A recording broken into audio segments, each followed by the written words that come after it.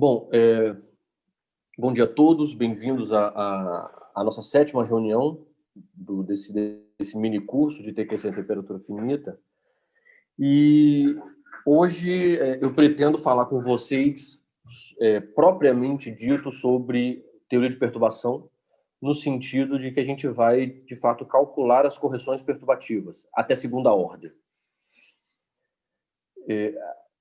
O cálculo preciso talvez fique para a aula que vem. Hoje eu vou apontar as contas que precisam ser feitas e os problemas que existem nas contas. E aí, na aula que vem, a gente vai contornar os problemas que aparecem e a gente vai encontrar uma expressão final. E, como sempre, eu vou tentar fazer de forma bem autoconsistente, ou seja, tem alguns detalhes que provavelmente que podem ser um pouco... que já podem ser conhecidos por vocês, ou pela maioria de vocês, que seja, mas eu vou fazer principalmente pela questão da gravação e para ser um vídeo suficientemente autoconsistente. Pois bem, então, hoje a gente pretende discutir sobre as regras de Feynman, correção de primeira e segunda ordem com relação ao parâmetro lambda. Lambda aqui, como na última reunião, ele denota a constante de acoplamento. No caso aqui, é um autoacoplamento, é um acoplamento do tipo lambda Φ4. Já deixo observado que um bom exercício seria refazer, por exemplo, o que a gente vai fazer aqui, refazer a discussão toda com o modelo lambda Φ3 com dimensão 6, ou melhor dizendo, dimensão 5 mais 1. É bem interessante. Nessa dimensão, o parâmetro ele continua com dimensão de massa 0. Então, as questões de renormalização que aparecem são usuais do caso de temperatura 0, TQC temperatura 0. Então, a discussão é bem semelhante. E é bem interessante fazer o caso lambda Φ3. Pois bem, então aqui, lembrando, a energia livre do sistema é dada como uma proporção do logaritmo da função de partição, sendo que a função de partição ela é escrita de forma que a gente evidencia a parte quadrática, que eu chamo de exponencial de menos S0e. S0e é a ação no euclidiano, considerando somente os termos quadráticos nos campos, ou seja, aparece coisas como φ². Mais precisamente, ou seja, de forma mais rigorosa, na verdade, é a parte da ação que não possui lambda, que não possui interação, a gente ignora a interação. E os termos de interação eu separei aqui na parte, nesse exponencial de menos SIE.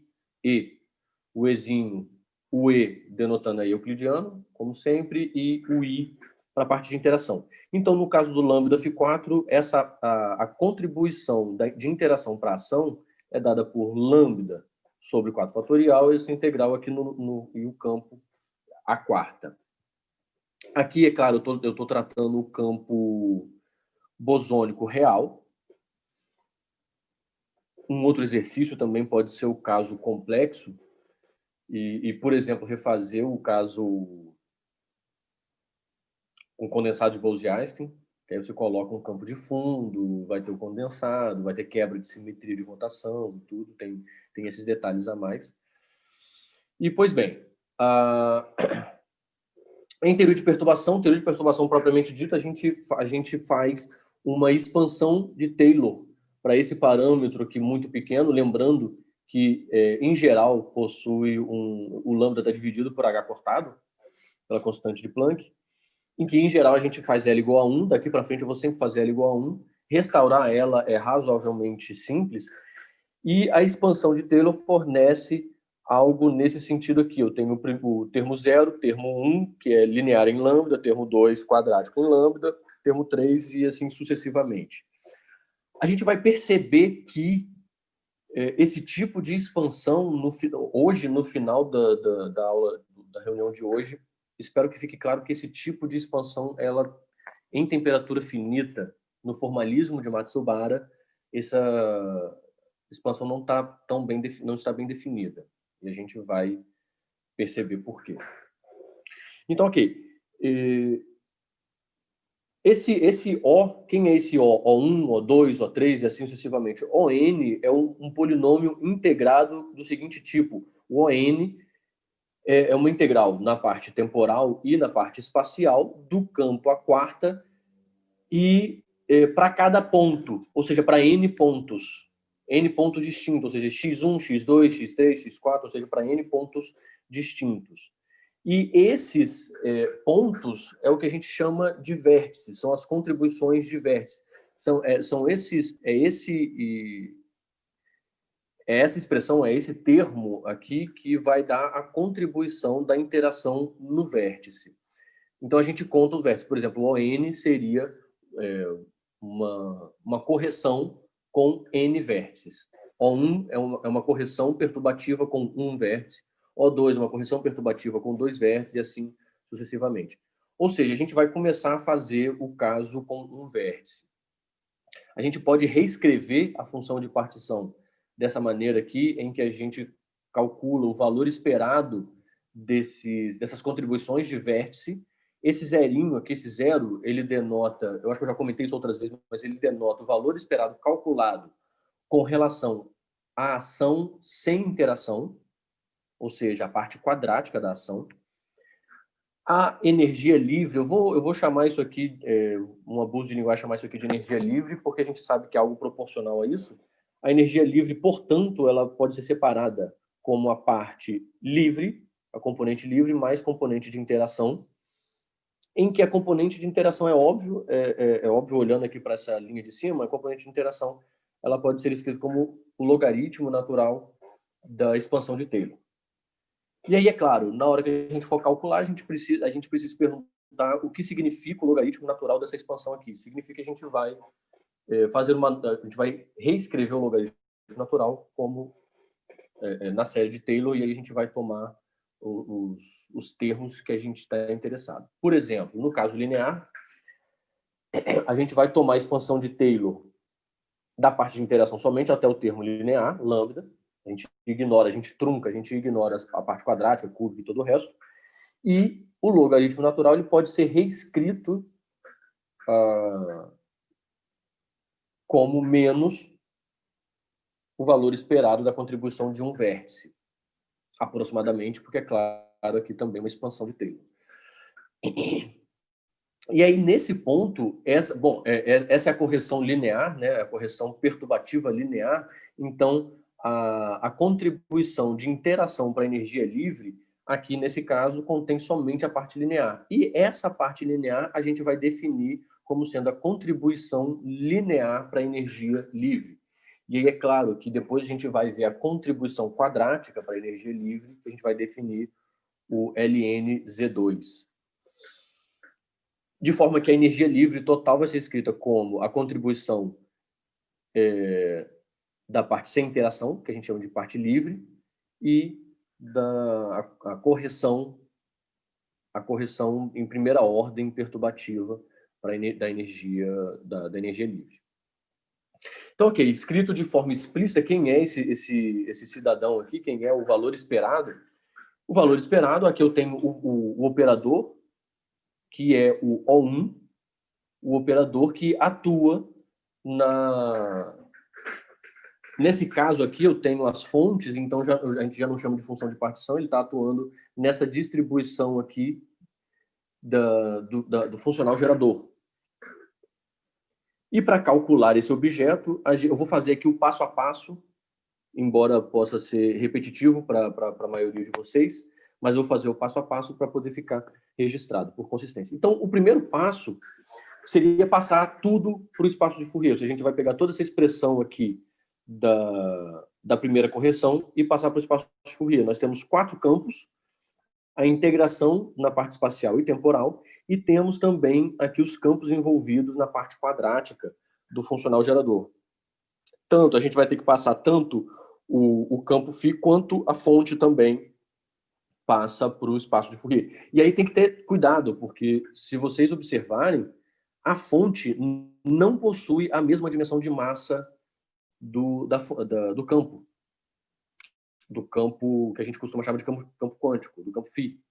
Então,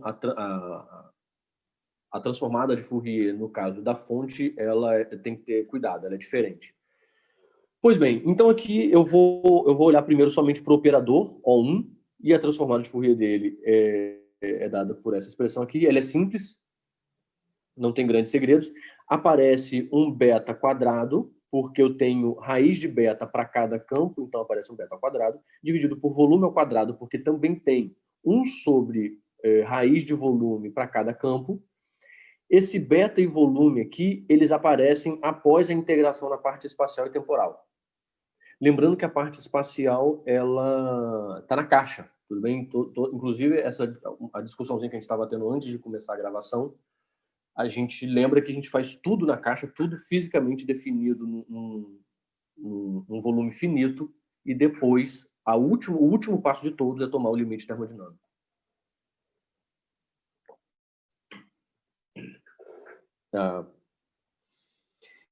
E aí, nesse ponto aqui, a gente lembra o seguinte, que quando a gente tem um funcional gerador, a utilidade de construir um funcional gerador é que a gente pode substituir, a grosso modo dizendo, a gente pode substituir esses campos que estão no operador que está sendo tomado, o valor esperado, a gente pode substituir eles por derivadas funcionais com relação à fonte. E repara o seguinte, eu tenho 4 campos que estão sendo que estão atuando no mesmo ponto, por assim dizer. Só que, quando eu vou fazer a transformada de Fourier, eu pressuponho que cada campo desse carrega um momento distinto. Então, cada derivada funcional com relação à fonte no espaço dos momentos, ela é calculada no momento distinto. Melhor, momento e frequência, né? Ou seja, eu tenho ômega 1, K1, ômega 2, K2, ômega 3, K3, ômega 4, K4. E aqui, é claro, no final das contas, eu vou ter, após a integração, né, na parte espacial e temporal, a gente tem as condições de conservação de momento e de frequência. E aí aqui, eu acho que eu já comentei, mas eu posso ter comentado um pouco por alto nas semanas passadas. Após a integração na parte espacial e temporal, em que a gente obtém essas condições de conservação de momento e frequência, a gente escreve os momentos, aqui isso aqui é um delta de Kronecker, da seguinte maneira: a gente vai convencionar que o primeiro elemento aqui do argumento do delta vão ser os momentos que estão entrando no ponto x1, e aí aqui a gente acaba já tendo uma noção um pouco mais gráfica, ao menos mental, do que a gente está falando. Então, eu tenho um ponto e eu tenho momentos que entram e saem desse ponto, e aqui, no primeiro argumento, eu vou colocar os momentos, momenta, que estão entrando, e aqui as frequências que estão entrando, e no segundo argumento eu coloco os que estão saindo. E mais, isso aqui é uma escolha completamente arbitrária. Nada me obriga a colocar K1, K3, K2, K4. Eu poderia colocar K1, K2, K3, K4. Entende? Então, eu escolho. Sendo assim, então, tendo essa visão gráfica na cabeça, que inclusive a gente toma emprestado do que a gente aprende em TQC a temperatura zero, a representação gráfica é a seguinte: eu tenho aqui o meu vértice, o ponto em vermelho que eu coloquei aqui, espero que todos consigam ver esse pontinho vermelho escondido, seria o ponto x1, representa o ponto x1, e eu tenho 4 campos representados por linhas contínuas que estão entrando ou saindo desse ponto. Na verdade, quem entra ou sai são os momentos carregados pelos campos. E aí eu, Igor, em particular, convencionei que o K1 e o K3 estão entrando, e o K2 e o K4 estão saindo. Existe também aqui, entre aspas, um erro de notação que a gente usa de um modo geral em TQC, em teoria de campos, que é a seguinte: geralmente quando a gente coloca a seta sobre a linha do jeito que está desenhado aqui, a gente costuma se referir a campo fermiônico. Geralmente o momento não é representado com a seta sobre a linha, ele é representado ao lado da linha, tudo bem? esse que usualmente é feito, e eu vou tentar tomar esse cuidado nos outros diagramas. Mas bem, essa é a representação diagramática do que a gente estava fazendo na conta anterior. Esse é o vértice, ou seja, essa é a representação diagramática do O1, por exemplo. E aqui eu quero só... eu comentei já que a fonte J, ela tem uma transformada de Fourier distinta, porque ela tem uma dimensão de massa distinta, e a diferença ela aparece somente aqui nessa constante de normalização. Se a gente fizer uma análise dimensional, a gente observa que a gente precisa de uma constante de normalização do tipo 1 sobre raiz quadrada de beta ao cubo V quadrado. V quadrado não, perdão, beta ao cubo V. Tudo bem? Raiz quadrada de tudo isso. Sendo assim, agora o segundo passo é fazer a transformada de Fourier do funcional gerador sem interação, ou seja, ação sem interação, mais fontes. E aí eu passo as fontes, eu passo a fonte e o campo também para o espaço de Fourier. Aqui, observe o seguinte: se vocês não tomarem esse cuidado aqui da transformada correta de Fourier da fonte, ou seja, tomar cuidado com as dimensões da fonte, vocês vão acabar aqui com um parâmetro multiplicando aqui beta ao quadrado sobre v quadrado, bem parecido com esse que apareceu aqui, ó. Aliás, beta ao quadrado não, perdão, beta sobre v, porque você teria, se você assumir erroneamente que a fonte tem uma constante de normalização aqui, beta sobre v, como é igual ao campo φ, se você fizer isso de forma errônea, no final das contas você vai acabar com beta sobre v. E aí você não vai conseguir chegar na expressão correta do propagador. Tudo bem? Porque a expressão correta do propagador carrega esse beta elevado a menos 2. Pois bem, e aí, tomando esse cuidado, a expressão correta, a gente faz a transformada de Fourier, e aí, seguindo o passo a passo que eu fiz na semana passada, a gente consegue reescrever esse exponencial da seguinte forma: dependendo de um termo quadrático no campo e dependendo de um termo quadrático na fonte, da onde a gente vai tirar o propagador do campo φ. Então, seguindo, o que acontece? Como eu disse, esses campos que entram no operador O1, eles estão atuando nessa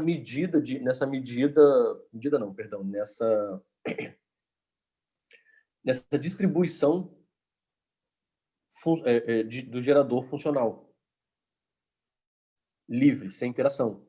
Em outras palavras, a gente vai pegar o que a gente fez no passo 2, no passo 1, perdão, que é a transformada de Fourier disso daqui com as derivadas funcionais, e aplicar nessa expressão do exponencial que a gente obteve no passo 2. Ou seja, a gente vai derivar essa expressão aqui com relação às fontes. Repare que a derivada com relação às fontes atua somente nesse segundo termo quadrático. Ele não interfere, não atua nesse primeiro termo quadrático dos campos.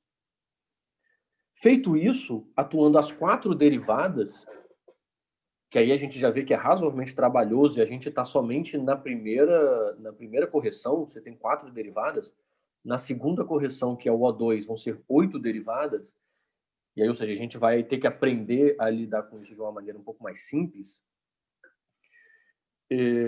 Após atuar as 4 derivadas, vocês terminam com 3 termos. 3 termos bem semelhantes. Bom, na verdade, eles são 3 termos idênticos. Esses 3 termos, tem aqui um fator numérico que vai aparecer, por exemplo, como vocês atuam 4 vezes, vocês reparam que vai cair 2 vezes o propagador, porque deriva 4 vezes com relação às fontes, vai cair duas vezes o propagador. Está aqui o propagador. E como cai 2 vezes o propagador, para cada propagador você conta beta elevado a menos 2. Então você tem aqui beta elevado a menos 4. E o fator da transformada de Fourier que vem do operador O1. Então, portanto, aqui tem esse fator global. E o propagador. Só que essa derivada, depois que você atua 4 vezes a derivada, você termina com esses 3 termos que são idênticos. A única diferença entre eles é a organização dos momenta, ou seja, como você desenha ele. Então, em princípio, você não precisa nem saber qual é a representação gráfica do vértice. Você não precisa saber se o momento está entrando ou saindo. Depois dos cálculos, você vai obter todas as possibilidades. E aí você escolhe uma delas. Você repara que eles são idênticos, a menos dessa definição dos momenta entrando e saindo. Você escolhe um deles e aí, portanto, você multiplica por 3. Então, no final das contas, a atuação do operador ON sobre essa parte aqui funcional, do gerador funcional, te fornece 3 vezes aquele fator global, já fazendo a simplificação toda, vezes multiplicando um desses termos aqui. Um desses que você vai escolher de acordo com a sua definição de momenta entrando ou saindo. Por enquanto, alguma dúvida?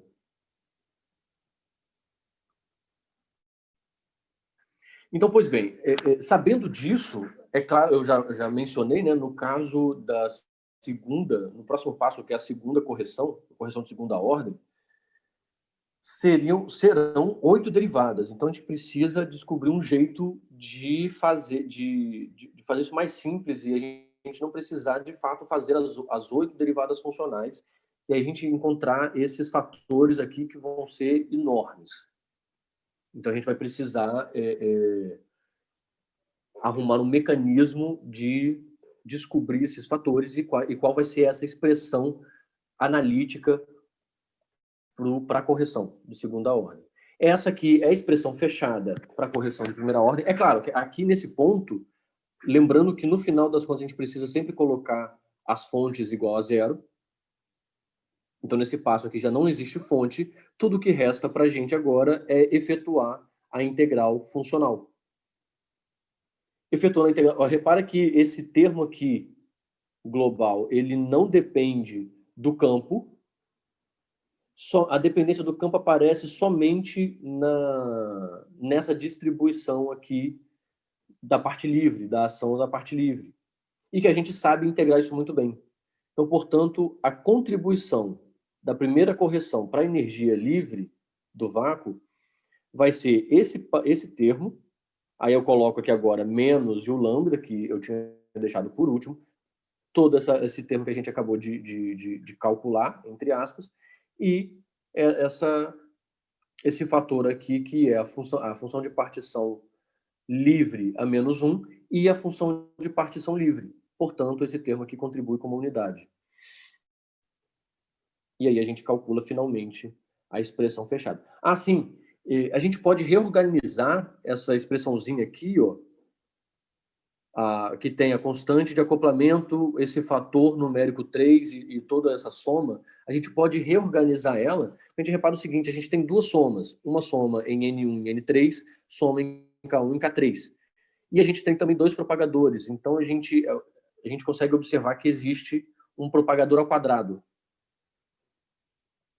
Então, no limite termodinâmico, em que a soma nos momenta, por exemplo, elas são escritas com relação à integral, no momento, a gente consegue reescrever a contribuição de primeira ordem de correção perturbativa para a energia do vácuo dessa forma aqui, em que a gente tem essa integral, que a gente chama de integral de Matsubara, dividido pelo parâmetro beta, do propagador ao quadrado, e esse fator numérico aqui. Dessa expressão aqui, a gente tira as regras de Feynman. A gente consegue identificar. No caso de temperatura finita, é um pouco mais delicado você identificar a regra de Feynman do que é para o caso de TQC a temperatura zero. No caso de TQC a temperatura zero, basicamente você olha para a ação e você já consegue abstrair, subtrair ou obter, derivar as regras de Feynman. Nesse caso aqui, ele é bem delicado, porque a transformada de Fourier não é tão imediata, não é tão simples como no caso de temperatura zero. Então, daqui a gente vai ler. Esse fator numérico é um fator de todas as possíveis combinações que você pode fazer com o vértice. Esse outro fator aqui que tem lambda, beta, volume, esse sim, ele entra como regra de Feynman para o vértice, ou seja, qual é a primeira regra de Feynman? Para cada vértice, você insere uma contribuição do tipo menos lambda beta, 2π ao cubo, delta de Dirac, momenta entrando menos momento saindo, e a delta de Kronecker da parte temporal, que é a frequência entre aspas entrando e frequência saindo. Ou, rigorosamente falando, a frequência associada ao momento que entra e a frequência associada ao momento que sai. Pois bem, e lembrando que no final das contas sempre vai aparecer um volume, né? O volume ele aparece quando a delta de Dirac é calculada em zero.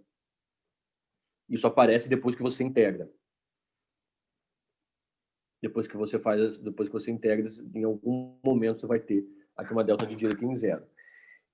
Só reparar que a diferença aqui é que essa já é uma regra de Feynman que você já pode aplicar no limite termodinâmico. Você já pode direto obter o resultado final no limite termodinâmico.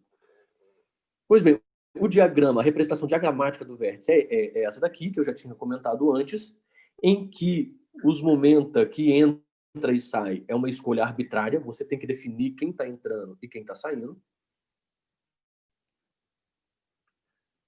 Pessoal, vocês estão me ouvindo?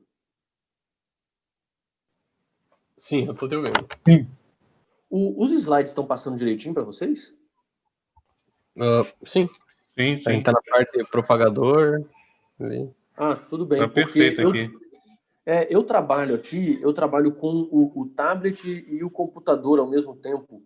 Por algum motivo, no meu computador, o slide ficou travado no primeiro slide, no slide 1. Então aqui eu tomei um susto. Eu pensei que eu tô falando igual um maluco aqui e sei lá, tava tudo travado. Aqui tá normal, tá normal. Não, então beleza. Então vamos seguir então. Então, joia. Bom, então, a primeira regra de Feynman diz respeito ao vértice, né? Qual é a expressão matemática que você vai considerar quando você tiver um vértice, e qual é a representação diagramática quando você tem um vértice. A segunda regra de Feynman diz respeito ao propagador. O propagador, no caso do campo escalar, a gente vai denotar como uma linha contínua, e o momento carregado por ele aqui fora, do jeito que eu disse que é o mais usual, né, que é o mais correto, entre aspas, ou o que geralmente se faz, no caso do campo escalar bosônico, o momento é representado fora, com uma setinha indicando se está entrando ou saindo, para o sentido que ele está indo, e ele é dado pela expressão analítica aqui do propagador. Eu não vou escrever aqui a expressão analítica, a gente já calculou ela outras vezes, acho que algumas vezes, inclusive, então eu não vou escrever, só vou deixar aqui representado por G0 menos 1. Lembrando que esse zero diz respeito ao propagador a trilevel, ou o propagador calculado na ausência de interações. A terceira regra de Feynman diz respeito às linhas internas, as linhas que formam loops. A cada linha que forma loop, você coloca uma que a gente chama de integral de Matsubara. É uma integral em que tem a soma de Matsubara, e lembrando do fator 1 sobre beta. Ou, de outra forma, isso aqui é temperatura, né? Soma integral. Tá ok? E, finalmente, a representação diagramática da contribuição a a contribuição em primeira ordem para a energia livre é essa daqui. Ok? Ou seja, são dois loops, portanto, eu tenho duas integrais de Matsubara, eu vou ter como eu tenho duas linhas aqui, eu vou ter dois propagadores, duas integrais, porque eu tenho duas linhas que formam loops, e tenho um vértice. E aí a gente recupera essa expressão aqui. Um vértice, dois propagadores, duas linhas que formam loops. E acabou. E esse 2 está representado aqui, tá ao quadrado, é claro. Ah, sim, faltou dizer esse 3. Esse 3 são todas as possíveis combinações que você pode fechar aqui as linhas do vértice. Esse daqui é bem simples de imaginar, né? Você tem 4 linhas que você pode fechar de 3 a 3. Fechou uma, aí você ignora, você tem mais outras, e aí você encontra o fator 3. Ou seja, para esse vértice aqui, é mais simples, para o caso da primeira correção perturbativa. Na segunda correção perturbativa, a história já é um pouquinho mais complicada. E como eu disse a vocês, você pode, é claro, duvidar de tudo isso e fazer a conta explícita e calcular as 8 derivadas funcionais, ou você pode utilizar a regra de Feynman para poder calcular o diagrama. Então vamos lá. No caso de perturbação, a correção de segunda ordem, que é proporcional a lambda ao quadrado, e aí aqui eu coloco uma interrogação, e essa interrogação ela vai ficar bem clara no final da reunião, no final da aula, que a pergunta é clara, né, do jeito que a interrogação foi posta aqui, a correção seguinte é de fato a correção lambda ao quadrado, proporcional a lambda ao quadrado, e a gente vai ver que em uma determinada situação, não. Por algum motivo que a gente vai discutir, a correção é lambda a 3 meios. E aí a gente vê que é óbvio que tem algum problema com a expansão de Fourier. Ok? Mas bem, vamos seguir. Bom, fazendo a expansão de Fourier, agora eu vou truncar aqui na função de partição, eu vou truncar em lambda ao quadrado, eu tenho o logaritmo e agora eu preciso fazer a expansão do logaritmo, que vai ser dada por essa expressão aqui que eu estou circulando. Eu tenho, então, a contribuição linear e tenho aqui uma contribuição quadrática. Eu tenho 2 termos que contribuem para a parte quadrática da correção da energia livre. E aí, esses 2 termos eu vou chamar de LNZ2. É a contribuição de segunda ordem perturbativa para a energia livre. LNZ1 a gente acabou de calcular, a gente sabe, e LNZ2 a gente precisa calcular. E a gente sabe que existem diagramas associados a esse primeiro termo e a este segundo termo. E reparem que existe um sinal negativo relativo entre eles. Tá bem?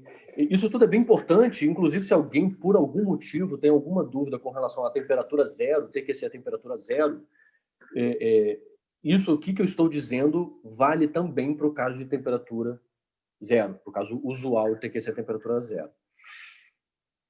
E aí vamos lá então, vamos calcular de um por um. Vamos só observar primeiro, eu vou voltar aqui, observar primeiro quem são esses 2 termos. Repara o seguinte, que esse primeiro termo aqui é o O2, é o valor esperado de O2, calculado com relação à ação sem interação. E o segundo termo, que é negativo, possui sinal relativo aqui, é o O1 ao quadrado. Ou seja, eu vou pegar esse resultado O1, que a gente já calculou, e vou elevar ao quadrado. Então, calculando ele, que é o mais fácil, porque a gente já calculou o O1, vai ficar exatamente isso. Vai ficar meio, fator meio. O lambda ao quadrado, ele está no vértice, né? Porque tem um vértice aqui e um vértice aqui. Então, você tem lambda ao quadrado. E você tem esse diagrama que a gente acabou de calcular ao quadrado. 3 vezes 3 vai dar 9, e esse diagrama que é ao quadrado. Ok, vamos agora para o segundo termo, na verdade para o primeiro, né, que é o valor esperado de O2. Esse aqui a gente não sabe. Se a gente não sabe, a gente vai ter que deduzir do zero. A gente sabe que é o valor esperado de O2, se a O2 possui 2 vértices, 2 pontos, x1 e x2. Eu tenho 4 campos que chegam em x1 e 4 campos que chegam em x2.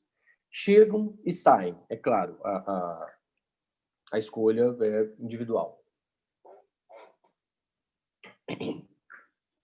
Então, a gente precisa escrever agora todas as possíveis combinações dessas linhas. Por exemplo, a primeira combinação óbvia é a seguinte, eu pegar esse diagrama aqui, fecho aqui, aqui eu fecho aqui, aqui eu fecho aqui, aqui eu fecho aqui. Eita, não, eu não posso fazer isso. Esse aqui, e aqui, aqui e aqui. Ou seja, eu vou obter desenhos parecidos com esses daqui. Então, a primeira combinação óbvia é fechar as linhas com os próprios vértices. As linhas de cada vértice. Então, eu vou obter um diagrama parecido com esse. E aí reparem que esse diagrama é idêntico a esse, com todos os fatores iguais, porque eu tenho um fator meio, lambda ao quadrado, tudo igual, só que, porém, existe esse sinal negativo relativo entre os dois. Ou seja, a contribuição desse termo, que são esses dois diagramas aqui, vai cancelar essa primeira contribuição desse segundo termo aqui. E mais ainda, se vocês repararem, esses diagramas aqui, eles não estão conectados. Esse diagrama não está ligado a esse segundo diagrama. E mesma coisa daqui, né? Esse diagrama não está ligado a esse segundo diagrama. Isso a gente chama de diagramas desconexos. Ou seja, os diagramas desconexos são cancelados. E isso a gente pode verificar. Ordem a ordem acontece sempre. Sempre os diagramas desconexos são cancelados quando a gente calcula a energia livre. Isso acontece tanto a temperatura finita quanto a temperatura zero. A gente define a função de partição aqui, ó, só um instante, deixa eu retornar aqui. A gente define a função de partição e com a função de partição a gente pode definir o funcional gerador. É só incluir as fontes. Quando a gente toma o logaritmo, ou seja, quando a gente quer calcular a energia livre do sistema, a gente pode chamar isso daqui também, a gente pode nomear esse logaritmo aqui de funcional gerador de diagramas conexos, ou gerador conexo. Exatamente por isso, porque quando a gente calcula o logaritmo, quando a gente calcula a energia livre do sistema, os diagramas conexos eles são sempre cancelados, ordem a ordem. Isso também é interessante.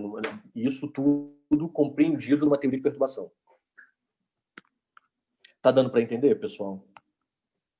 Alguma dúvida? Então eu vou seguir. E aí segue, ou seja, ao invés de calcular as 8 derivadas funcionais, o trabalho que a gente tem aqui é de calcular todas as possíveis combinações que a gente pode fazer com as linhas. Tem essa, a gente pode ligar agora essa daqui com essa aqui, essa aqui, essa aqui. Ou seja, tem que calcular todas as possíveis e mais, todas as vezes que ela se repete. Ou seja, reparem que, como essas linhas aqui, elas, em princípio, não são nomeadas, elas são idênticas, tem muitas combinações que vão ser repetidas. E essas repetições é que vão dar esses fatores numéricos. Por exemplo, aqui, nesse caso aqui, forneceu o fator 3, e aqui a gente precisa calcular o fator A e o fator B. E aí eu já digo a vocês, desse segundo termo aqui, o valor esperado de O2, além dos diagramas desconexos, a gente consegue também formar esses dois diagramas aqui, que claramente são conexos. Essa bolinha está conectada nessa, que está conectada nessa, e aqui eu tenho uma bolinha dentro da outra e todas elas conectadas pelos vértices. Então, esses dois diagramas são conexos, portanto, não serão cancelados na energia livre, e a gente precisa calcular o fator A e o fator B, que fornece todas as possíveis combinações. Se alguém tiver alguma dúvida em particular com relação a essa análise combinatória de todas as possíveis combinações com elementos repetidos, aí eu vou preferir que a pessoa fale comigo por e-mail, porque é uma parte que não diz muito respeito, propriamente dito, a TQC. Assim, é uma parte importante de TQC, porque a gente precisa calcular esses fatores, porém, é algo que a gente pode ver, sei lá, a gente aprende isso pela primeira vez, não sei, no ensino médio, provavelmente. Mas é claro que todo mundo esquece, eu, por exemplo, esqueço, e aí de vez em quando tem que relembrar. E aí, se alguém quiser, me contacta por e-mail, que a gente conversa. Então, alguém tem alguma dúvida? Alguém abriu o microfone? Acho que não, né? Tive essa impressão. Então, fazer algumas observações aqui, que eu já venho fazendo, né? Aqui a primeira é que os diagramas desconexos vão ser cancelados, e isso acontece somente no cálculo da energia livre. Ou, vamos lá, não vou falar somente não, isso acontece no caso do cálculo da energia livre, porque também existe o cálculo da ação efetiva, que aí é uma outra história, e que a gente pode chamar, por exemplo, a energia livre de funcional gerador, quando a gente quer calcular, por exemplo, propagador, ou então funções de Green de N pontos somente as conexas. Se eu estiver interessado em calcular funções de Green conexas, eu uso o funcional gerador de conexo, ou seja, a energia, eu faço derivadas com relação à energia livre. E a gente vai fazer isso, se eu não me engano, na semana que vem. Hoje não. Então, agora a gente precisa calcular os fatores A e B. O fator A, por exemplo, vamos voltar aqui, o fator A, eu tenho as seguintes possíveis combinações. Eu tenho uma combinação, duas combinações. Vocês concordam comigo que se eu fecho essa linha, ou seja, se eu fecho essa linha de cima com a linha e a linha de baixo, essas duas aqui, elas automaticamente têm que ser fechadas com elas mesmas? Se eu quiser formar esse tipo de diagrama, olhando somente para esse primeiro diagrama, nesse formato, sei lá, estranho aqui de bolinhas. Se eu fecho as linhas de cima e as linhas de baixo, as duas linhas laterais aqui, elas não contam fatores a mais. Elas automaticamente têm que fechar entre si. Então, os únicos que contam são esses dois. Portanto, aqui eu vou ter fator. Eu tenho 4 possibilidades vezes 4 possibilidades. Depois, eu tenho 3 e 3. E aqui eu divido por todas as possíveis combinações repetidas. E aí eu encontro o fator A, que vai me fornecer 12.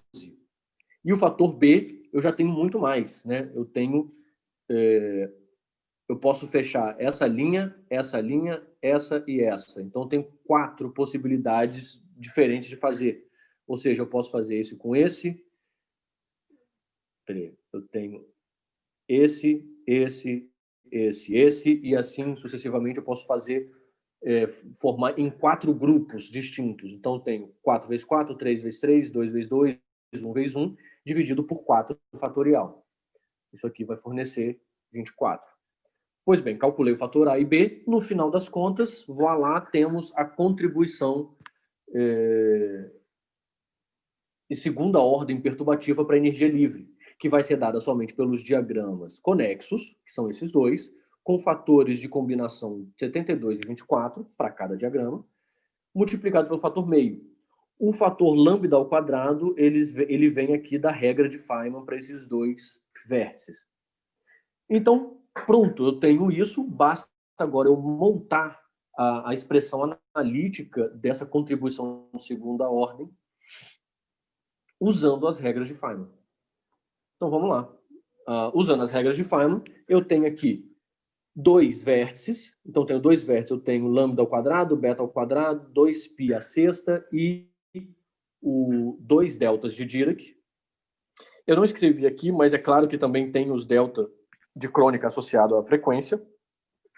Eu, Igor, escolhi... repara que aqui eu não estou colocando aquele fator numérico combinatório, tudo bem? Eu estou fazendo só o diagrama. Eu, Igor, escolhi o momento da seguinte maneira. Aqui eu descrevi, eu tenho P1 girando dentro aqui da bolinha menor à esquerda, P2 e P3 dentro da bolinha central e P4 na bolinha menor à direita. E, pois bem, aqui eu coloquei um produtório desse termo, eu tenho uma linha, 2 linhas, 3 linhas, 4 linhas. Portanto, eu vou ter 4 propagadores. Quantos loops? Eu tenho... essa linha aqui, ela vai fechar um loop, essa linha vai fechar outro loop, então eu vou ter 4 integrais de Feynman. Vocês podem argumentar, professor, aqui tem um loop só. Eu concordo, mas isso você vai obter depois que você efetuar uma integral aqui em um dos momentos, aí você vai cancelar aí vai sobrar somente 3, tudo bem? Porque você tem essa delta de Dirac aqui e você consegue reduzir uma integral. E aí, de fato, você fica somente com 3. E a gente vai ver isso no próximo slide, se eu não me engano. E aí, no segundo diagrama, mais uma vez, eu tenho 2 vértices, portanto, eu tenho um fator global aqui idêntico, só que a conservação de momento aqui é diferente do primeiro caso. Repara que eu Igor, escolhi, L1, aqui eu chamei L1 e L2 de linha 1, linha 2, tudo bem? porque eu quis denotar, quando eu preparei, eu pensei o seguinte, esse linha 1 denota tanto o momento quanto a frequência, tá bom? Então, tenho a linha 1, linha 2, e aqui eu coloquei a linha 3 e a linha 4 no sentido inverso.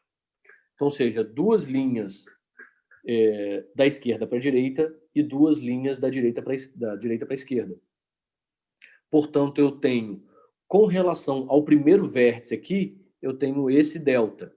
Eu tenho P1 e P2 saindo do vértice e P3 e P4 entrando, P3 e P4 entrando nesse primeiro vértice. Com relação ao segundo vértice, eu tenho P1 e P2 entrando nesse segundo vértice e P3 e P4 saindo desse segundo vértice. Tenho, mais uma vez, 4 linhas, portanto, 4 propagadores, está aqui o produtório. E tenho também 4 linhas que vão fechar loops. E é claro, quando a gente integrar em um dos momentos a gente elimina as deltas de Dirac e sobra somente 3 integrais. E aqui eu tenho 4. Agora, uma observaçãozinha, reparem que no caso linear, eu coloquei ao quadrado aqui. E nesse caso eu coloquei um produtório a quarta, eu não coloquei um produtório que vai de 1 a 4, eu não coloquei aqui elevado a quarta. Porque esses termos não são idênticos por causa da conservação de momento. E a gente vai ver isso provavelmente agora. Como a gente já sabe, a gente vem vendo, sei lá, acho que quase toda reunião que a gente entrou propriamente dito em TQC temperatura finita, na verdade, desde o começo, desde o primeiro capítulo, eu falo quase sempre, quase toda semana, que o modo zero pode trazer problemas com relação a divergências infravermelhas. Antes de eu falar sobre isso, alguma dúvida com relação aqui à construção dos diagramas e da expressão analítica? Alguém ficou com alguma dúvida? Aqui é um bom ponto para parar e perguntar, porque eu construí o diagrama e agora usei as regras de Feynman para construir a expressão analítica. Alguém ficou com dúvida?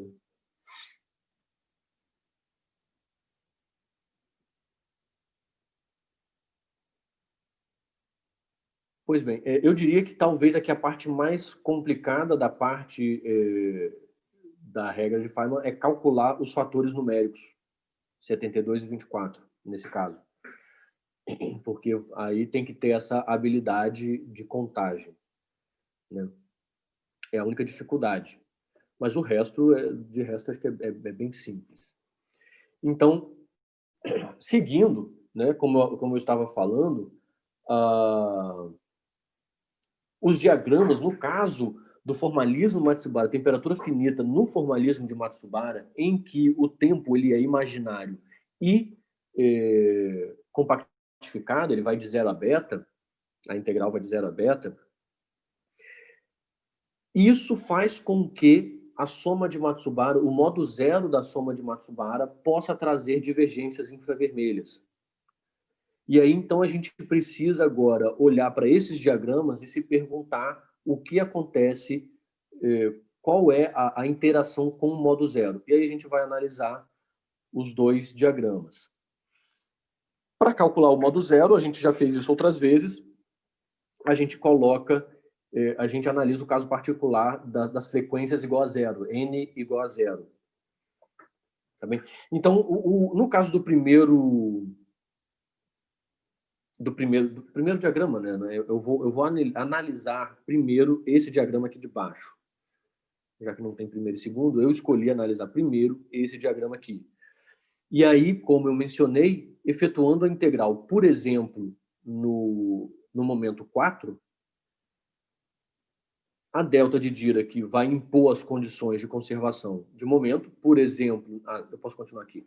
Por exemplo, eu vou ter L1 mais L2 igual a L3, porque L4 eu integro em L4. A condição que eu tenho é L1, L2 mais L2 igual a L3.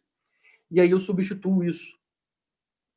Na substituição, reparem que eu tenho esses 3 termos aqui idênticos, porém o quarto termo não é igual aos outros devido à conservação de momento. Por isso, eu não posso aqui colocar um elevado à quarta, porque esses termos não são idênticos devido à conservação de momento. Então, pois bem, agora eu vou olhar para essa expressão e eu vou identificar a contribuição de modo zero e vou tentar analisar qual é a contribuição no limite infravermelho. Essa daqui é a expressão do modo zero, fazendo N1, N2 e N3 igual a zero, e, em particular, o caso não massivo, que é o que interessa a gente. Então, aqui, a gente fica, no final das contas, com essa expressão aqui. Essa expressão aqui, eu preciso ser sincero de que, para mim, ela não é clara, não é tão óbvio de que ela não possui divergência infravermelho. Esse termo aqui, de cara, a gente vê que essa expressão não possui simetria esférica, porque eu tenho essa contribuição aqui não permite que a gente tenha simetria esférica. Mas a gente pode observar o seguinte: se a gente simplesmente analisar as dimensões, a gente observa que esse tipo de expressão aqui se comporta como uma integral em dp, simplesmente uma integral em dp, com um fator numérico aqui. Tudo bem? Simplesmente analisando a contagem de potência. Se você considerar, por exemplo, P1 da ordem de P2, da ordem de P3, pipipi, tudo P ao quadrado. Tudo bem? E aí a gente vai ver que isso aqui se comporta como uma integral do tipo dp, simples. Então, não possui divergência infravermelha. Para mim, Oi. Tudo bem, se você fosse só o D3, por exemplo, D3P3 sobre 1P3 ao quadrado, tudo bem, vai dar uma integral só em dp3, né? Certo? Que cancela a parte P3 quadrado, vai cancelar. Mas esse último termo aí que mistura as coisas, ele mudaria a dimensão, né? Isso. Ficaria uma integral eu só. Concordo. Isso, eu concordo. O argumento do livro, eu sinceramente não encontrei fontes que fizessem isso de forma mais clara. Em geral, as pessoas nem olham para esse diagrama. Entendeu? O segundo diagrama é o diagrama que as pessoas olham, elas ignoram completamente esse tipo de diagrama aqui. E aí eu não encontrei. O problema dessa integral aqui é que, como não tem simetria esférica, você não pode escrever isso aqui como dp3. Espera aí só um instante. Você não pode escrever isso aqui como dp3 P3 ao quadrado sobre P3 ao quadrado e mais essa contribuição aqui. Entende? Você não pode fazer isso porque você não tem simetria esférica. Se você reescrever essa contribuição aqui, a parte no denominador aqui, vai aparecer o ângulo relativo entre os momenta. Entende? Então você vai ter que vai ter uma integração na parte angular também. Então não é óbvio. No entanto, todas as referências dizem isso, e o livro que eu estou tomando como referência, ele indica da seguinte maneira: você pode considerar, isso para mim é um abuso particularmente, mas você de fato pode considerar que P1, P2 e P3, como a integral neles todos é igual, você pode considerar como se fosse um parâmetro só. E aí, ao invés de ter 3 integrais, você tem somente uma integral. E aí, nesse caso, você teria uma integral somente dp, do tipo dp, fazendo contagem de potência. Entende? Por exemplo, essa parte aqui, deixa eu só escrever aqui, você teria 1 sobre P2, ou seja, P2 ao cubo. Aqui você teria também 1 sobre P2 também, então aqui seria P2 à quarta. E aqui as integrais, você teria uma integral em dp, e aqui você teria ainda, agora sim você teria uma simetria esférica. A análise é uma análise dimensional, porque é claro que isso daqui não é a conta exata. Mas aí você teria P ao quadrado e aqui ainda teria P à sexta. Portanto, você tem, por análise dimensional, isso aqui é uma integral do tipo dp. Essa é a análise que o livro faz. Você pode fazer isso simplesmente como uma análise superficial, porque você tem uma integral em P1, P2 e P3 em que eles se comportam de forma...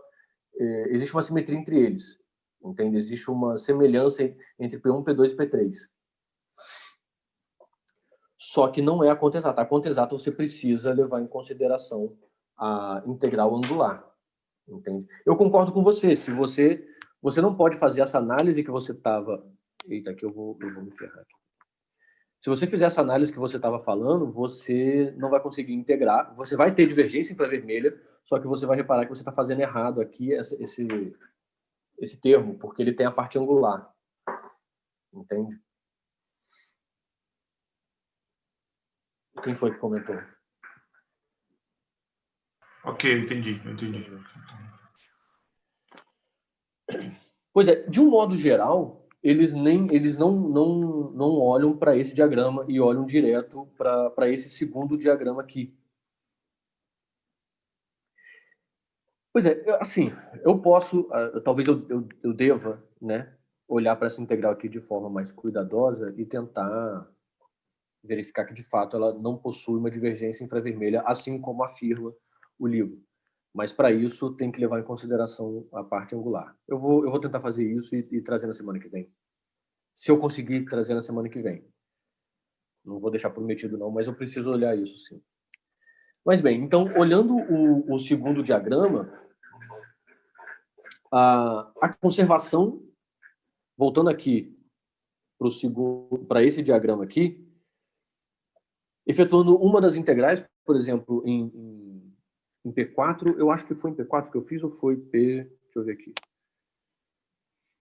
Em P2. Eu fiz integral em P2 por algum motivo.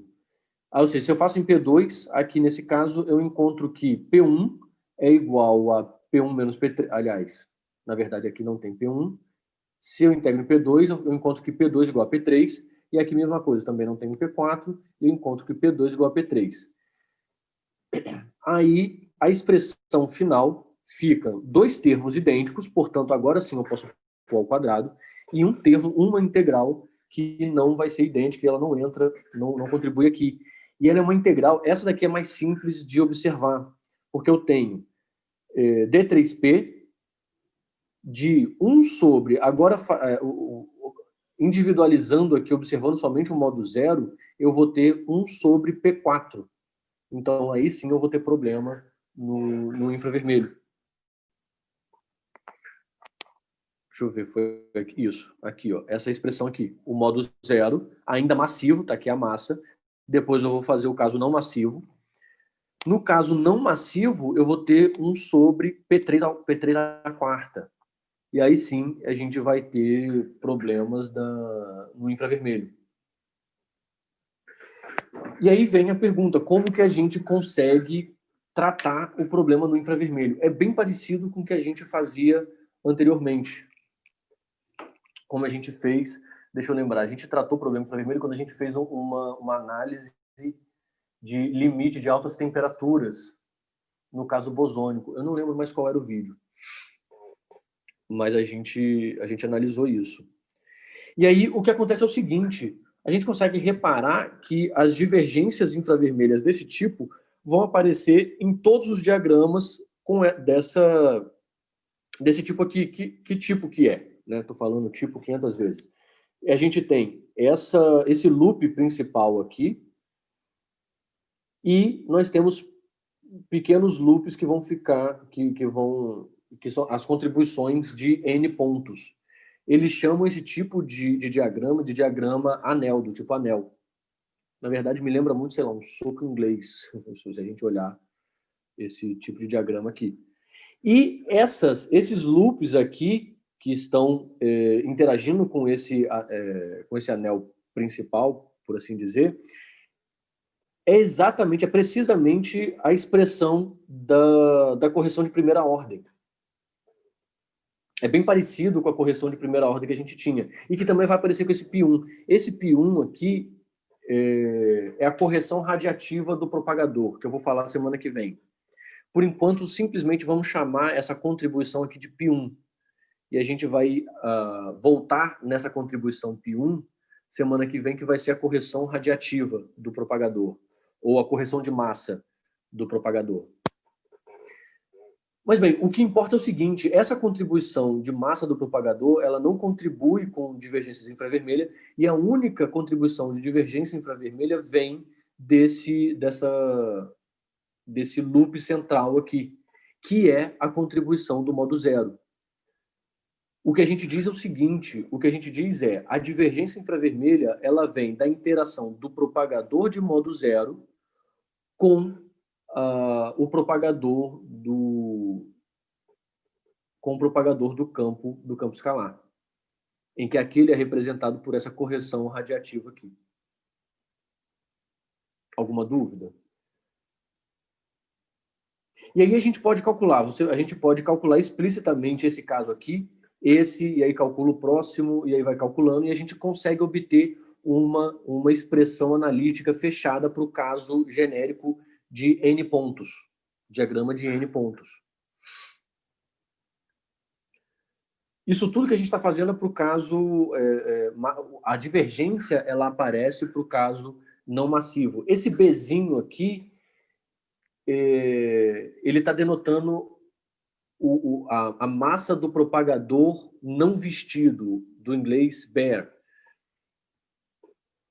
Isso é uma nomenclatura que vem de renormalização e que a gente vai ver também na semana que vem, que eu vou falar do propagador. E aí a gente vai ver as divergências ultravermelhas, então a gente vai precisar renormalizar e a gente vai diferenciar a massa do propagador não vestido ou não renormalizado e a massa do propagador renormalizado. Esse aqui seria o caso não renormalizado. Mas bem, então, como eu disse, a gente pode calcular para n igual a 1, n igual a 2, que é exatamente o que a gente fez, e a gente consegue calcular explicitamente. E como que a gente calcula? Primeiro calcula a integral e depois, por último, calcula a soma de Matsubara. Mas como aqui é só do modo zero, não vai ter a soma de Matsubara.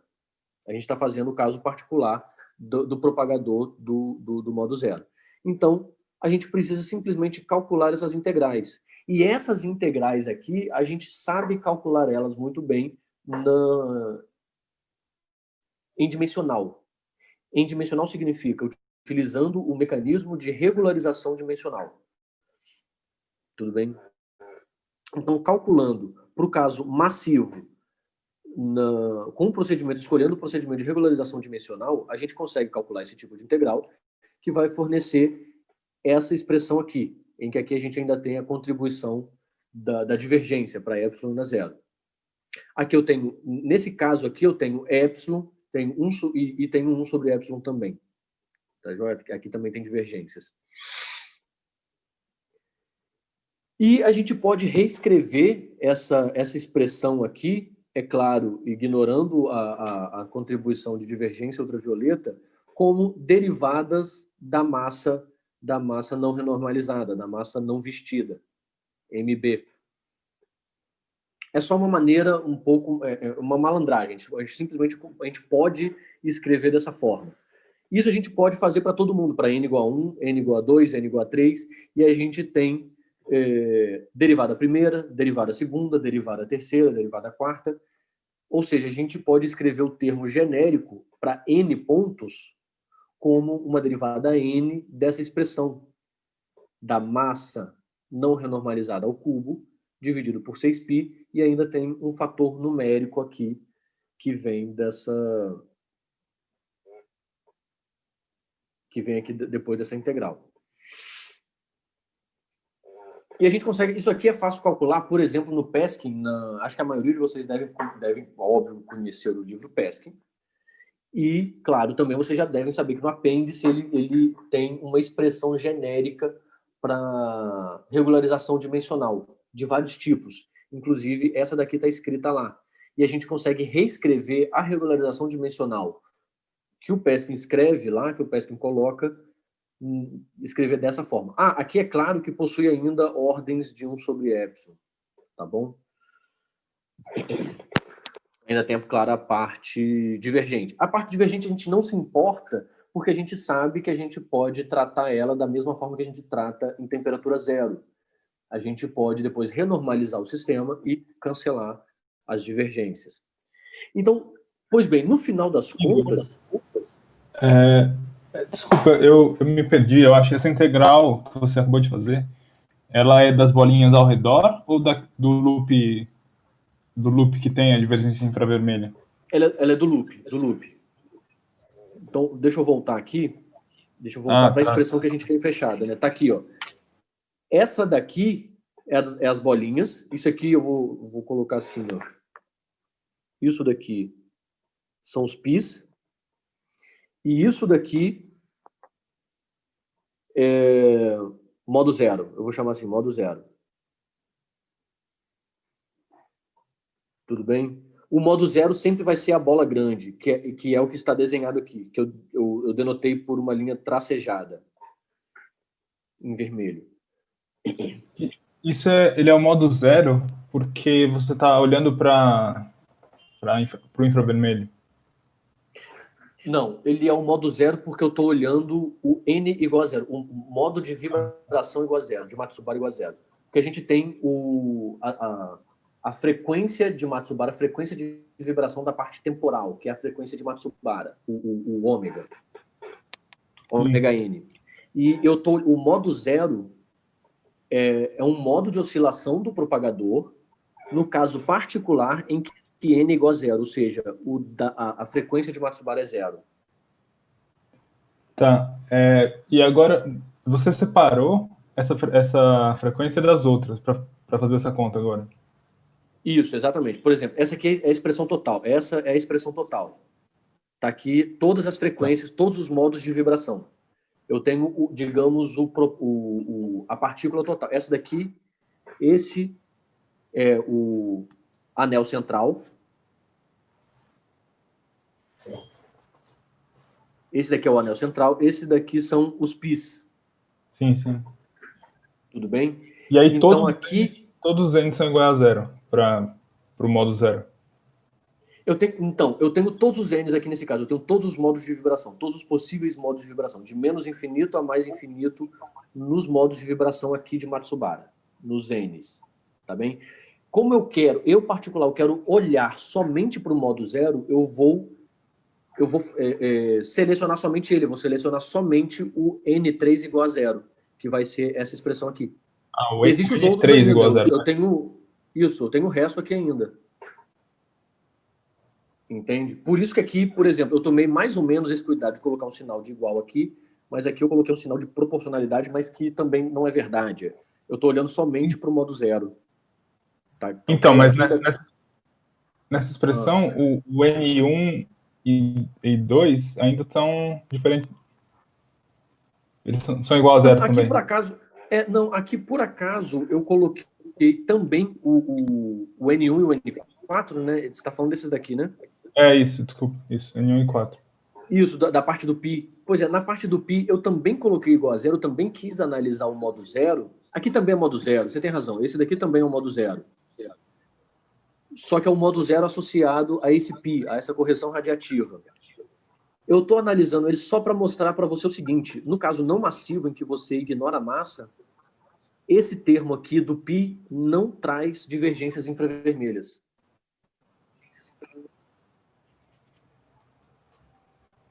Porque eu vou ter o seguinte: se você faz a massa igual a zero, eu vou ter 1 sobre p quadrado, não vou? E aqui eu tenho integral em D3P. Portanto, eu não tenho divergências infravermelhas associadas à correção radiativa pi. Sim. Eu vou ter divergência infravermelha somente associada ao anel central. Esse anel central, por favor, pessoal, coloca entre aspas esse anel central, porque nenhuma referência chama isso de anel central. Esse diagrama eles chamam de anel, portanto, eu, Igor, estou chamando esse do meio de anel central. Tá bem? Então, a única divergência infravermelha, ela vem do anel central, do modo zero do anel central. Entendeu? Sim. Tá, aí seguindo na conta, a conta que você tinha feito para N, é para N bolinhas em volta, né? Isso, para correções de N pontos, né? No caso aqui eu tenho 2 pontos, 2 vértices. Aqui eu tenho N vértices. Ou seja, eu tenho N correções radiativas. E você está pegando esse modo zero. Essa conta é só do modo zero. Só do modo zero do anel central. Certo. Tá bom. Somente aqui. Se você ver, ele está ao quadrado, né? Ele está ao quadrado porque eu tenho 2 vértices. Se eu tiver 3 vértices, eu vou ter ele ao cubo. Se eu tiver 4 vértices, eu vou ter ele à quarta. E por aí, só do anel central. Por quê? Porque a gente já viu que a correção radiativa π não traz divergência infravermelha. Então, eu não preciso olhar... Aliás, desculpa, eu não preciso olhar para essa parte aqui. Eu olho somente para o modo zero do anel central. Tudo bem. Tudo bem? Então, continuando, aí eu fiz isso. Eu só quero assim... Essa continha aqui, ela é simples, tudo bem? Ela é fácil de fazer. Essa integral aqui, provavelmente vocês já devem ter feito alguma vez na vida dessa regularização dimensional para esse caso simples. E a gente obtém realmente algo nesse sentido. Existe uma parte constante, um termo constante, e mais um termo divergente. A parte constante eu posso reescrever dessa forma aqui. Por quê? Porque eu quero. Ponto.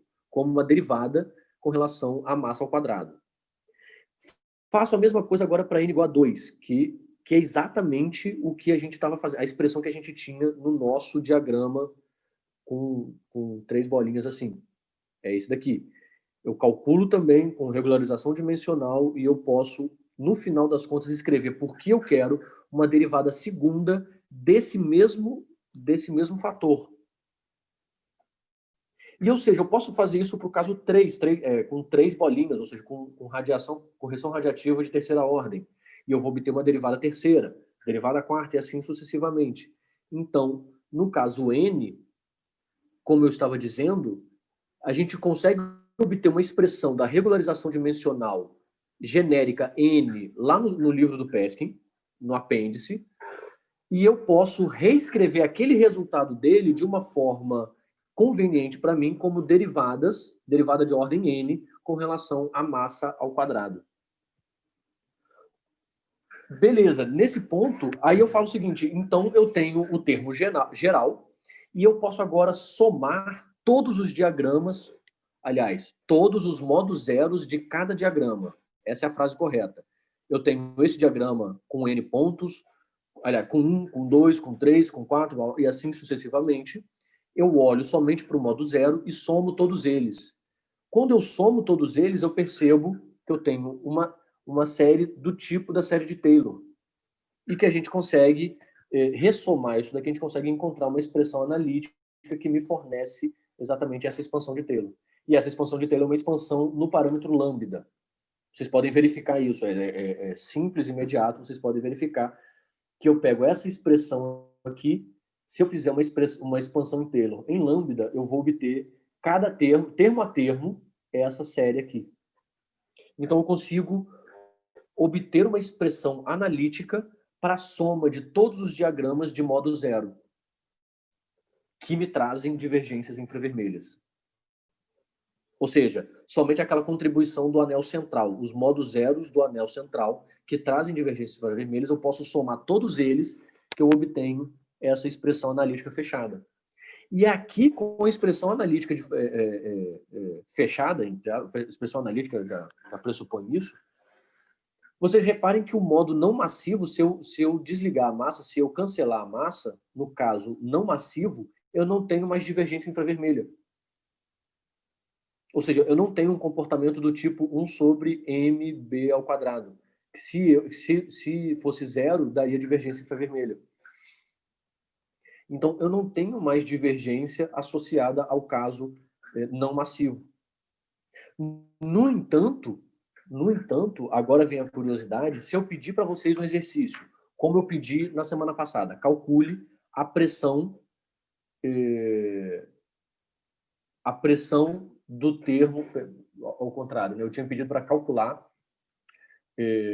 o termo dominante da pressão de vácuo. Isso significa que vocês iam desligar a interação e calcular a pressão. Vocês devem ter encontrado pressão de Boltzmann, um número qualquer, T elevado à quarta. Agora, se eu pedisse para vocês calcular a primeira correção radiativa, vocês iam fazer a primeira correção radiativa igual eu expliquei aqui nessa aula. A segunda correção radiativa, se vocês calcularem, vocês vão ver que tem divergência infravermelha. E aí o que vocês têm que fazer é ressomar somar todas as divergências infravermelhas e colocar essa expressão aqui.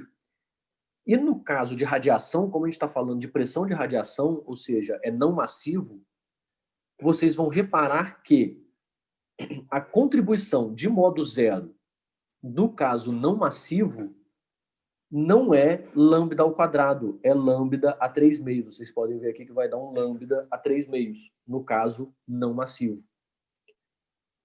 Entende? Então, eu estou fazendo a expansão em série de Taylor, em teoria de perturbação, a temperatura finita, calculo o primeiro termo proporcional a lambda.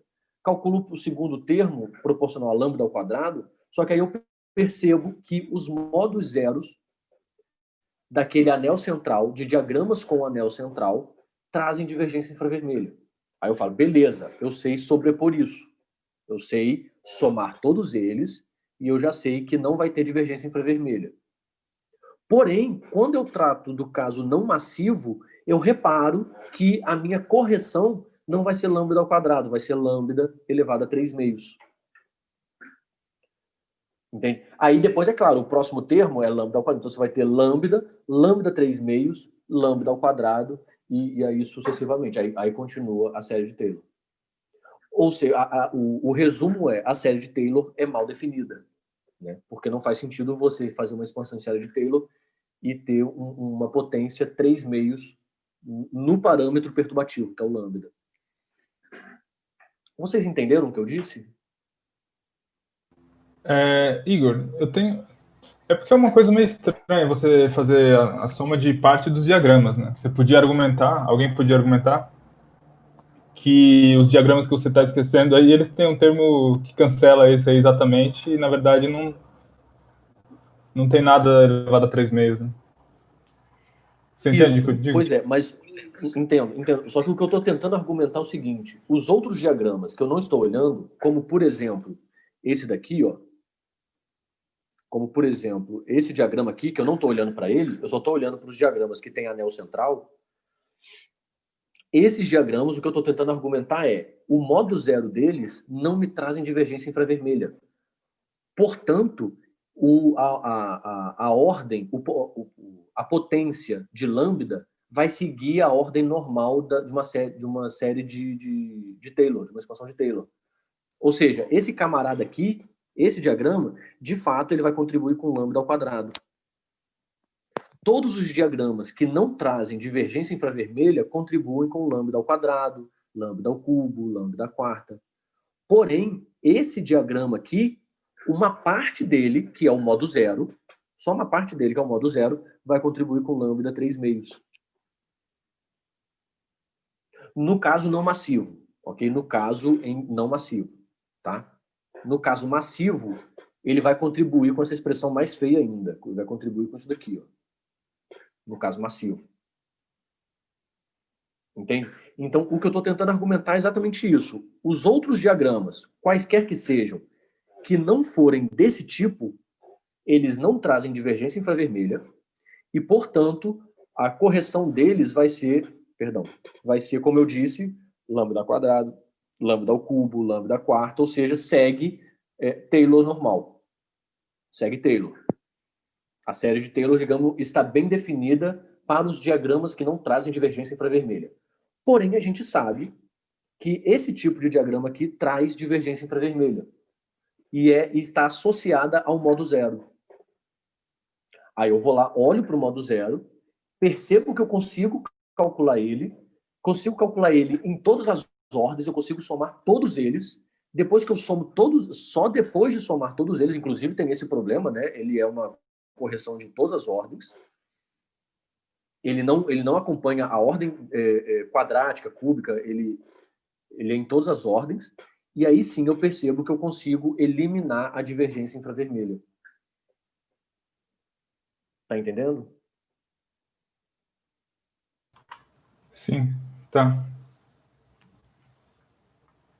Pois é, assim, Esse é o grande problema do método de Matsubara. Eu cheguei a comentar isso, acho que na aula passada ou na semana retrasada, de que o método de Matsubara ele traz vários problemas em teoria de perturbação. Ele é muito bom para ser calculado em primeira, no máximo em segunda ordem em alguns modelos. Mas quando você vai em ordens superiores, tem muito problema, e todos eles associados ao modo zero, a divergências infravermelhas do modo zero. E aí você precisa tratar o modo zero. Ou você ressoma todos, e aí não é simples, por exemplo, reparem que aqui nós estamos falando do campo escalar bosônico real. Entende? Agora imagina todos os outros modelos quaisquer, entende? Ou seja, e como a gente já conversou sobre isso, os outros modelos, no caso fermiônico, também tem divergência infravermelha associada ao modo zero. Sempre vai ter divergência infravermelha associada ao modo zero em correções superiores de Matsubara. Sempre, o problema do método de Matsubara é que as integrais, e a soma e as integrais, elas não são analíticas em todo o espaço de integração. Ela não é analítica em todo o espaço de integração. E aí você precisa tratar essa não analiticidade no caso, e aí ele é dado pelo modo zero. Entende? Então, é um formalismo muito útil em primeira e segunda ordem, ou no máximo em segunda ordem, e a partir disso ele é bem trabalhoso. Você tem que tomar muito cuidado com a existência de divergência infravermelha. Deu para entender? E aí, como eu estava conversando, acho que antes de começar a gravação, como eu estava conversando, existe também o formalismo de tempo real, que aí não é o formalismo de Matsubara, que também, é claro, possui suas vantagens e desvantagens.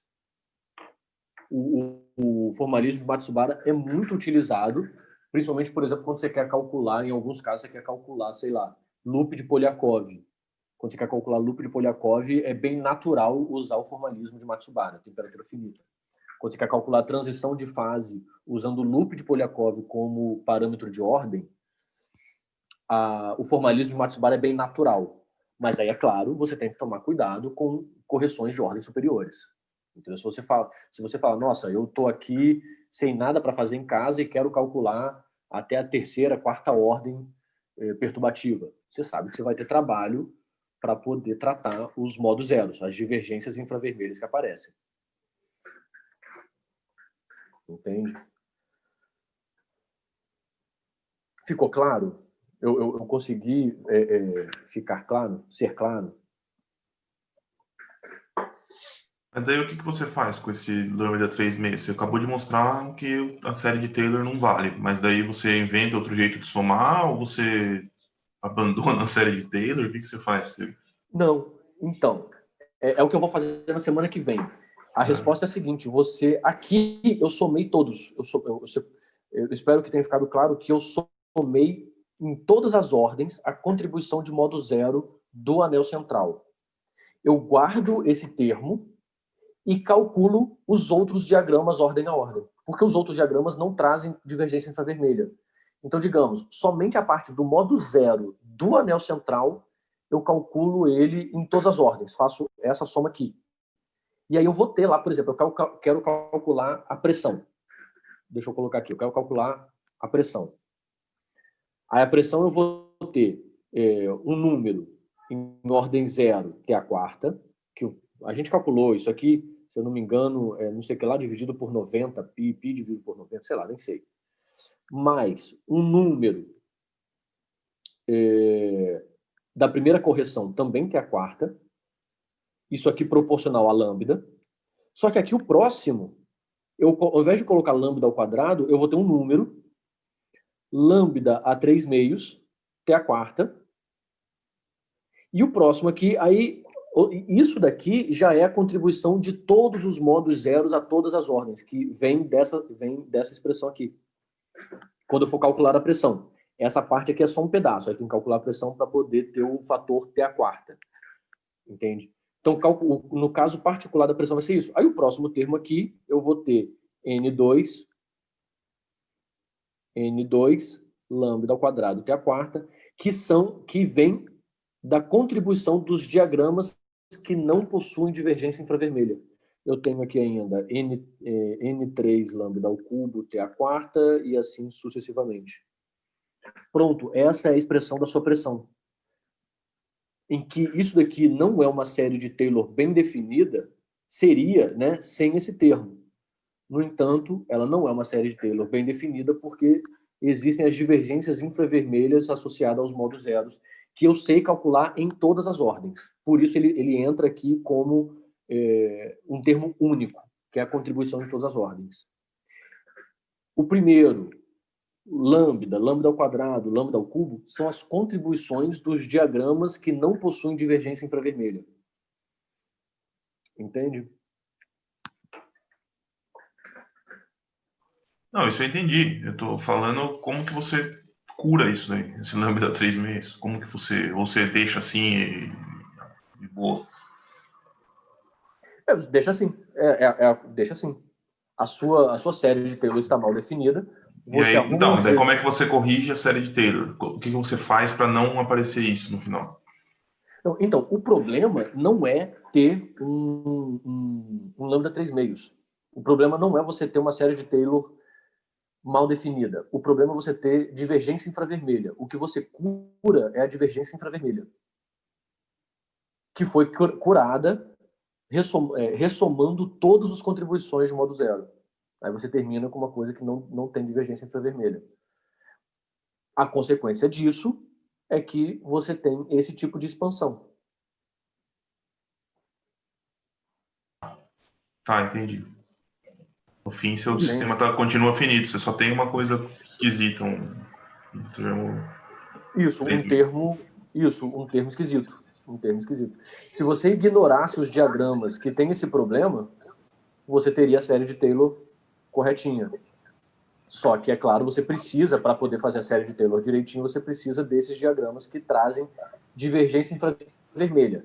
Aí sim, você cura a divergência infravermelha. E que vai te trazer esse termo estranho. Igor, eu acho que tem uma potência errada na sua resposta. Porque acho que a massa tem que ter a mesma potência da temperatura, né?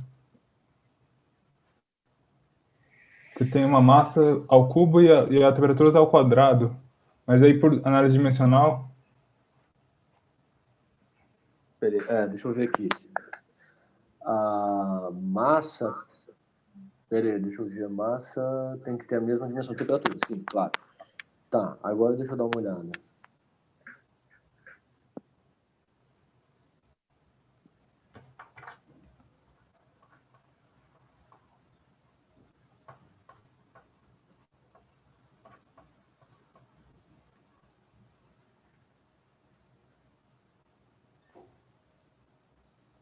Eu posso ter errado, mas eu vou verificar isso direito. Tá parecendo que seria m ao quadrado, talvez. Mas eu não sei. Tem que olhar, eu tenho que ver a dimensão total aqui para ver se está certo. Mas pode estar.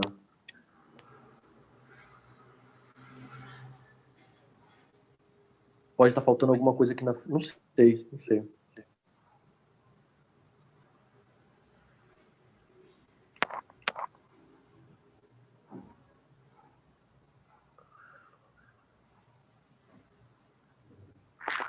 Fez uma boa pergunta.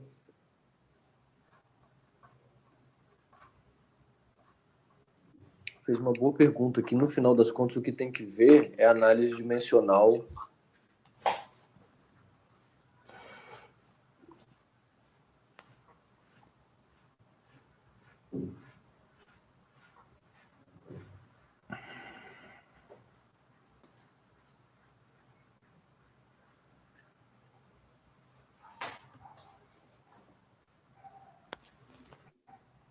Eu concordo que isso aqui realmente não está muito bonito mesmo, não. Esse termo tá com uma tem uma dimensionalidade diferente. Tem outra coisa também. Antes de colocar a massa para zero, você pode pegar essa expressão, tem que ver a potência, mas você pode pegar essa expressão e fazer uma série de Taylor nela. Uma série de Taylor... Essa daqui. Isso. E aí você vai ter potências de lambda comuns, né? Assim, vai ser uma série infinita, mas... Isso, que vai ser isso daqui, ó. Vai ser exatamente isso daqui, ó. É verdade, isso. Então, é isso. Isso não seria uma maneira de você transformar essa coisa com uma potência 3 meios, na verdade, numa potências usuais inteiras de lambda? Isso, você está certo. Só que aí você vai fazer o processo inverso. Aí você vai calcular cada um desses daqui, né? O N1, N2, N3. E cada um desses representa esses diagramas, que tem divergência infravermelha, entendeu? Tá, é verdade. Acaba que... No caso em que tiver massa igual a zero, por exemplo, quando você fizer massa igual a zero, o primeiro termo não tem problema. Isso a gente já sabe. Agora, o segundo termo, massa igual a zero, já tem divergência. Uhum. Entendeu? Que reflete a divergência infravermelha do modo zero. Que é o que a gente tinha analisado aqui. A divergência infravermelha no modo zero, ela existe no caso não massivo. Eu tentei dizer aqui. Entende? Então, o caso não massivo é que traz a divergência infravermelha. Então, se você fizer isso que você está dizendo, realmente, você tem razão. A gente volta, porém, você vai recuperar as divergências infravermelhas no caso não massivo, quando você colocar a massa para zero. Tá certo. Mas, pois é, você tem razão com relação a essa... Eu não estou conseguindo enxergar aqui direito. Eu fiz aqui agora, de cabeça, rapidinho, o primeiro, o segundo termo aqui, dá para fazer, para ver se bate com esses fatores aqui. É claro, não estou olhando a parte numérica, estou olhando só a potência da massa. E de lambda também. Mas, realmente, você tem razão que a análise dimensional aqui está estranha. A análise dimensional está estranha. Embora, se você fizer expansão, você vai cair, você recupera aqueles... Você recupera porque você acaba colocando o lambda igual a zero, né? Então, meio que some o que tem temperatura. Você faz expansão ao redor de lambda igual a zero, né? Sim, então, sim, você faz expansão... Exatamente. Pois é. Entendi. Só que aí você não obteria a potência de temperatura correta, se eu não me engano, quando você faz a derivada, entendeu?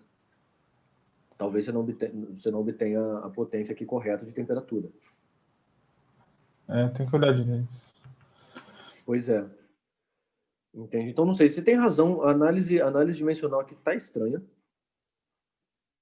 Só que, de qualquer forma, eu não sei te dizer qual seria a dimensão correta desse objeto inteiro. Porque, mais uma vez, isso aqui é uma soma de uma parte dos diagramas, de todos os diagramas. Então, sinceramente, não sei nem dizer. É bem estranho para mim. Ele tem que ter dimensão de massa quarta, né? Porque, quer dizer... seria massa quarta, porque a dimensão do M, da derivada ali, do lado esquerdo, cancela exatamente a da temperatura, né? Do lado esquerdo você tem massa ao quadrado e temperatura ao quadrado no segundo e no terceiro termo. Então, você tem 1 sobre n fatorial, aí tem o segundo termo e o terceiro. No segundo termo tem uma temperatura ao quadrado e no terceiro tem uma massa ao quadrado na derivada. Então, esse segundo com o terceiro, a dimensão cancela. E aí só sobra a dimensão do último. Então, tem massa quarta, na realidade. Porque a temperatura tem a mesma dimensão da massa, né?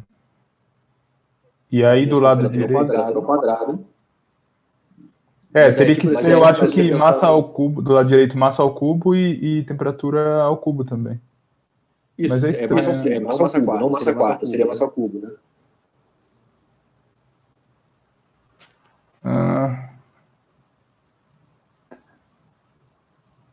Não, desculpa, massa ao quadrado mesmo. Acho que é massa ao quadrado do lado direito, porque aí fica... fica certo. Por exemplo, a gente pode olhar primeiro, por exemplo, o primeiro termo.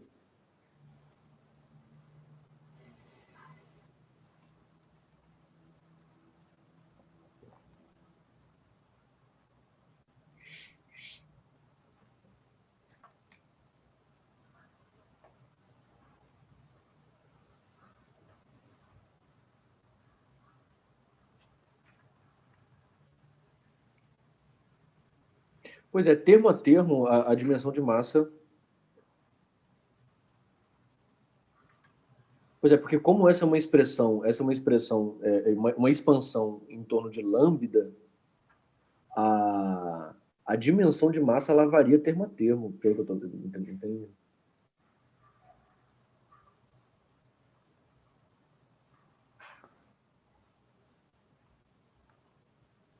Eu acho que do lado direito, você colocando m ao quadrado, conserta tudo. Porque aí fica somando coisas que estão ao quadrado e a dimensão total vira m à quarta.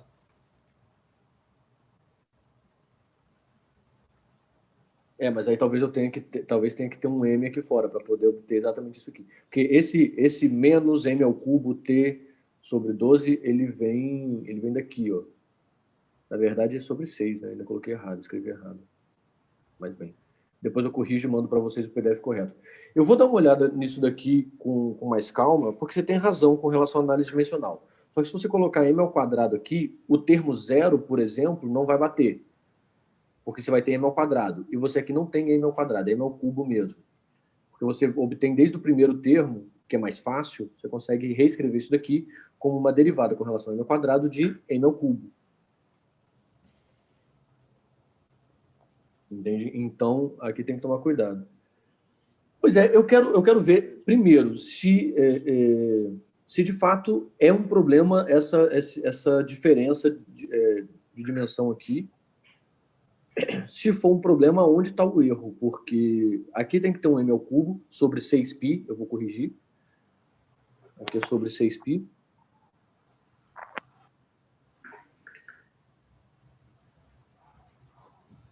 E aí eu quero entender. Porque aqui colocar m ao quadrado, aí você teria que corrigir aqui fora com algum m. Alguma potência de m. Para o termo zero, pelo menos, coincidir. Pessoal, eu vou sair. Tem que almoçar. Eu tô com fome. Eu também tenho. Tudo bem, pessoal. Tá tarde já. Também é isso que eu preparei para hoje. Pessoal, muito obrigado pela presença de vocês. E semana que vem a gente se vê. Tá ok? Alguém tem mais alguma dúvida também? Se alguém tiver, eu fico aqui e a gente continua conversando.